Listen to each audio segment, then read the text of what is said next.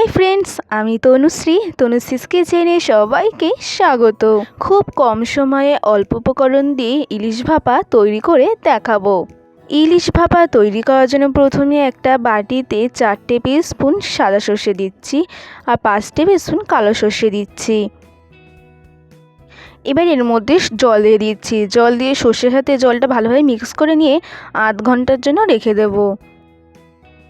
একটা বোল নিয়েছি, এবার বোলের মধ্যে এক এক করে মাছগুলো রেখে দিচ্ছি। 2 টেবিল স্পুন হলুদ গুঁড়ো আর 1 টেবিল স্পুন লবণ দিয়ে মাছের সাথে লবণ আর হলুদ খুব ভালোভাবে মাখিয়ে নেব।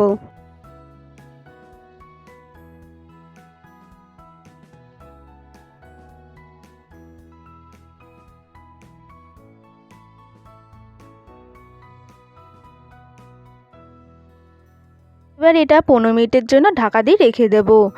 আধ ঘন্টা হয়ে গেছে। আধ ঘন্টা পরে এবার এই সর্ষে ভেজানোর জলটা সহ পুরোটাই দিয়ে দিচ্ছি। সর্ষেটা দিয়ে এবার প্রথমে পেস্ট করে নিচ্ছি।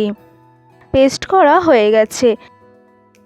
দেখুন কত মিহি করে পেস্ট করে নিয়েছি। এবার এর মধ্যে নারকেল দিয়ে দিচ্ছি আর 3টে কাঁচা লঙ্কা দিয়ে দিচ্ছি আর সামান্য পরিমাণে জল দিয়ে এবার পেস্ট করে নেবো আবারও।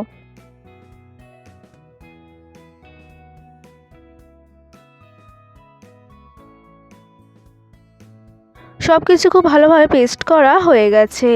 এবার এই পেস্টটা একটা বোলের মধ্যে ঢেলে নিচ্ছি।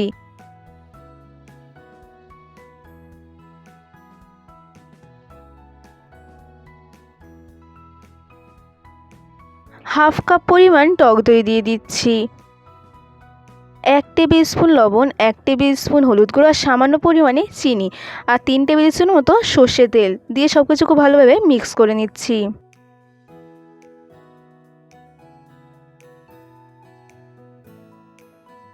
সব কিছু খুব ভালোভাবে মিশিয়ে নিয়েছি।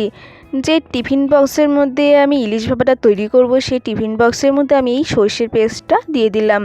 এবার ওর মধ্যে এক এক করে মাছগুলো দিয়ে দিচ্ছি। মশলার সাথে মাছগুলো খুব ভালোভাবে মাখিয়ে নিচ্ছি। এবার উপর থেকে সর্ষের তেল দিয়ে দিচ্ছি, একটু বেশি করে দিচ্ছি আমি, আর 4টে কাঁচা লঙ্কা দিয়ে দিচ্ছি, দিয়ে ঢাকা দিয়ে দেবো।